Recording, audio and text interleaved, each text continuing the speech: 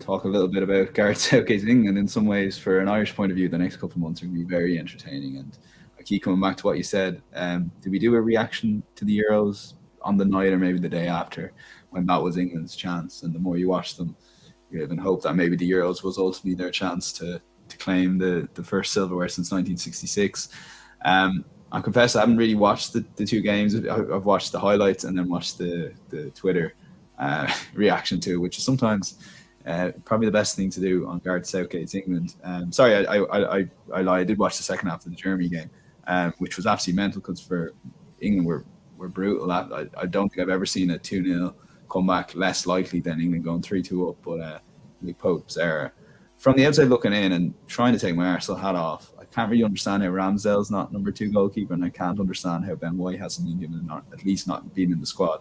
I can't understand how Ivan Toney's not been given an opportunity just in case Harry Kane gets injured, and I can't ultimately understand how Harry Maguire is still in the team. The only thing I can think of, and what a lot of people have kind of been touching on, is Southgate sees this. It's not that, I think probably the best way to put it is like the last dance for a lot of these players, and he's better off just sticking with it, playing pragmatic, and seeing can they have a shot at the World Cup. It's probably maybe ultimately is their best chance to win this World Cup, but Southgate is contracted to 2024, so you would assume he'd at least be bringing some of these players in.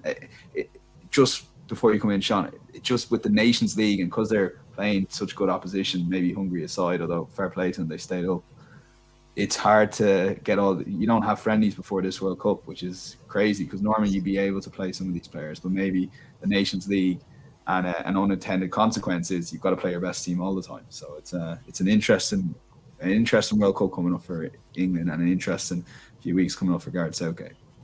Well, the one thing I would say is, like, I think Gareth Southgate's biggest flaw is his lack of bravery, and I think the main reason that he started Harry Maguire and he had started Nick Pope is, I think if Aaron Ramsdale maybe say had played those two games, and if Tomori or Mark Gahey or Ben White had played those two games and had played well, all of a sudden Gareth Southgate has a decision to make. And say, for example, Ramsdale plays well in those two games, and all of a sudden the English media are saying, well, they've a new number one, and Tomori plays those two games and they've a new number one. And I just think Gareth Southgate almost wants an easy life, and he says, look, well, I know my team, I'm picking it, and the best way to do that is by starting what should be your number 3 in goal, Nick Pope. Maybe number 2 with a fit Pickford, but like, he can't kick the ball, Nick Pope, and it's his biggest. It's a reason he was at Burnley for so long. He's a fantastic shot stopper. I know he made a mistake, but again, Tomori has just won the Scudetto, has gone to AC Milan, has been really impressive. He's got a lot of really good attributes for a centre-half. He's got the pace that Harry Maguire lacks. Again, Mark Gahey, you've got Ben White, and he goes with same old Harry Maguire, who, do you know what, like, you nearly feel sorry for him at this stage. And I do feel sorry for him, yeah. Because the abuse is almost too much. Yeah, it's shot. Yeah, it is terrible. It's personal. It's proper personal, isn't it? Yeah. And he looks a shade of the player he is, or he can be. And then even in midfield, Dan, like, even the way they set up against Germany, like, I watched that game, and like, you watch Ireland now and they try and press from the front, and every team in the Premier League in the top half really plays like that, and it's the way to play with modern players. And England sat in and they sat deep, and you watch a couple of times in the first half, Jude Bellingham pops out and presses, and he's pressed them into a bit of a corner, and Declan Rice is shouting at him to get back into shape, and you can actually hear it. It's quite audible on the Virgin media coverage. And all of a sudden, Bellingham drops off, and Kimmich gets the ball, and he plays a 25-yard pass to the left, and Germany work a ball into the box. And it's like mind-boggling how England have been set up to play. If you look at the way they attack, and the way they attacked in Italy, they attack almost with 3 players. It's the 3 front players, and it's almost a case of, well, Harry Kane, if you give Harry Kane 2 chances in a game, he'll score at least one of them. You've got Sterling, again, missed a couple of chances, and you've got Foden, so they can create. So it's almost Southgate saying, well, look, you 3 lads go up there, we'll mind the house, because we need to play 5 at the back, because our 3 of our defenders can't, 3 of our back 3 can't defend. We've got a keeper at the moment in Nick Pope who can't kick the ball, so we're not going to try and pass it. We've got Luke Shaw as a wing back that, hasn't played a game this year. We've got Reece James, who's one of England's best players, but when he plays for England, it's as if he has to play for Jack Charlton's 1990 team and he just gets rid of the ball. So it's like I'm watching England and I'm gobsmacked. And the reason England got into the game, it's the sole reason, is they took the foot off the gas and Jude Bellingham took control of that game like it was a Steven Gerrard 10-minute cameo. He was everywhere. On the ball, he was brilliant. You look at Luke Shaw's goal, right? So the ball comes into the box, and the reason, I think it's Kira, the West Ham defender, was playing kind of right wing back for Germany. He has to go for the ball because Jude Bellingham has made a late dash into the box, which gives Luke Shaw the bit of space at the back post. In the first half, Shaw wouldn't have been there, and nor would have Bellingham. But Bellingham makes a real dart into the box. All of a sudden, it falls for Kira. He's just got that. I think he's one of the best young players I've seen for quite a while. Bellingham. I think he's got everything. I think he's got that little bit of bite and personality as well. And again, it's almost as if Gareth Southgate is trying to take that out of him. I think he wants 10 outfield workhorses or 10 players who are just going to sit in shape and do what he says. And you've got Bellingham who wants to go forward. He wants to press high up the pitch. And he's a leader, Bellingham. He's pushing at his team all the time to get forward. And, if the other England players don't want to know. And if England are to win the World Cup, well, Bellingham has to start every game. And they have to play more. I don't know, Dan. It's an interesting one. He has to, doesn't he? I know what you're saying. I think Bellingham will start on the fact that Phillips isn't starting and he's been injured with City. Like if he was still at Leeds and playing every week, I think Bellingham would be coming off the bench.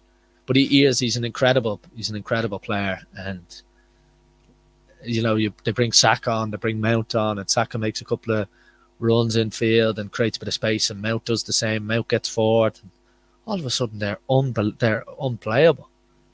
Like when England go forward and attack, and they go forward in waves and in numbers, like they're one of the best attacking teams in the world. You'd put with Brazil with their players and with the numbers they're putting up, you'd put Brazil in that bracket.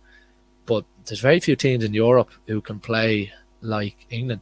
Like I know Germany got a couple of goals in the first half, but it was kind of through moments of brilliance. Like it wasn't through relentless waves of,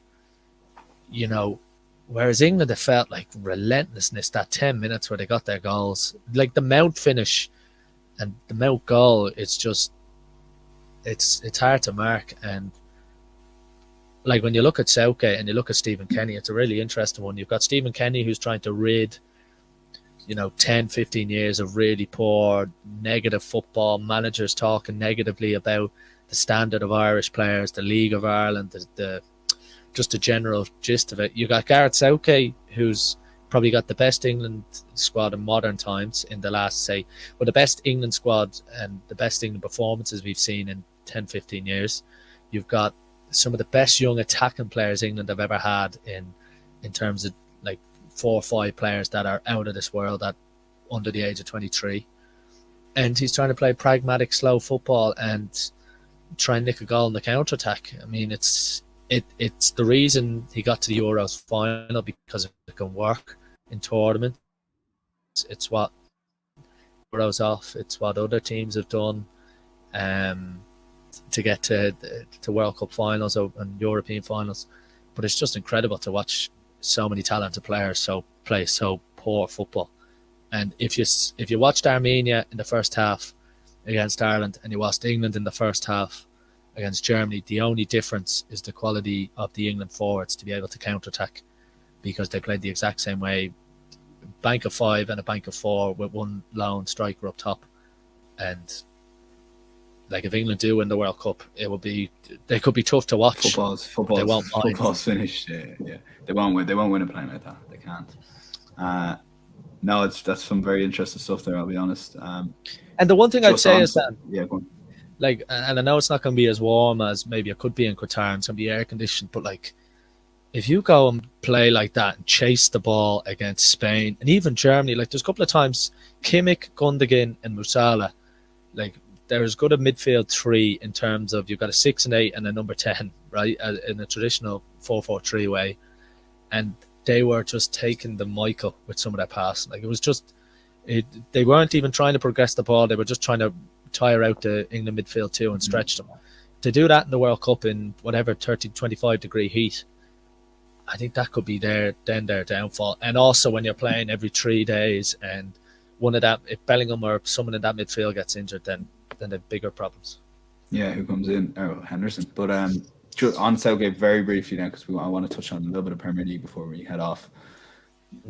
Has he just become too stuck in his ways now? He's gone too far. It's always the way he started. He built that structure for England, and he built a culture that ultimately brought the best performances, at least the best results out of England over the 2018 World Cup and the 2020 Euros, which was played in 21. Has he just become he's gone too far down the road now, where it's too much now, and he's taken away that attacking flair from the team? Is it as simple as that then on Southgate? Yeah. No, I'd like it. I think he's done a brilliant job as England manager. There's no doubt about it. They should have won that.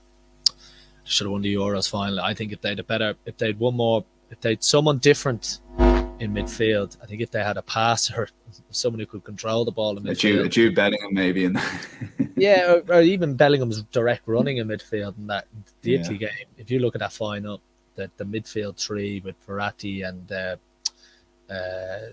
Berardi and there was someone else in midfield. Jorginho, was it? Jorginho and brought Locatelli off the bench, and they just passed around England in midfield. As soon as England scored, they kind of did what they do under Southgate and sit in a bit.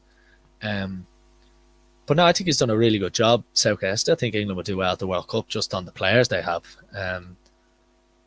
But like, I can't see Southgate managing a top 8 team in the Premier League. Can you? With a style of football. And in fairness to him, what I think when it all comes out, and there's a lot of talk that this could be the end for him, no matter what they do at the World Cup. When he comes out, I think he'll go, well, listen, I had my defenders were my weakest link in the Euros. I don't have brilliant midfield players that can control the ball and pass it as well as I'd like, so I have to play like this. And I wouldn't blame him for doing that. But what I think would frustrate England fans is when you got people like Gay and Tomori and Ben White who are better on the ball and more modern centre-backs in their pace, he doesn't pick them. He doesn't pick Ramsdale to pass the ball. So I think, I think they could do well in the World Cup, but I think whatever happens, he'll get absolutely sladed. Yeah, I fear for him a bit, yeah. And I think he's ultimately taken away maybe only the last 2 years or 3 years of developing a style of play that could ultimately get England there if he was playing the right players in a Euro 2024 or a World Cup in 26. That he's probably gone. It's probably too long playing this way now, and it's going to have to be coached out of him again. So yeah, it's I'm fascinated how they'll get on. Yeah, and he's too far down the road. He's going to play that way. So the debate will rumble on. But yeah, I think he'll get absolutely slayed in the English media ultimately, at least by English supporters.